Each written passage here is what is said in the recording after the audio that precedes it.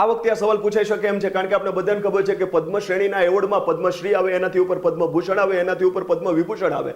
એક વર્ષમાં આ રાષ્ટ્રીય એવોર્ડ 120 થી વધુ આપી શકાય નહીં. તો તમે તરત જોશો કે સાહેબ 2025માં ન્યૂઝપેપરમાં અમે વાંચીએ છીએ તો 139 લોકોને અપાયા છે. તો આવું કેવી રીતના? તો તરત તમને ખબર પડશે કે ભાઈ પદ્મ વિભૂષણ, પદ્મભૂષણ અને પદ્મશ્રી ટોટલ થશે 139. તો આવું કેવી રીતના? તો જે વ્યક્તિ મૃત્યુ બાદ મૃત્યુ પર્યંત અપાય, અથવા તો ફોરેનરને અપાય, અથવા તો NRI ને આપવામાં આવે, અથવા તો OCI ને આપવામાં આવે, તો એને 120 ની સંખ્યામાં ગણવામાં આવતું નથી.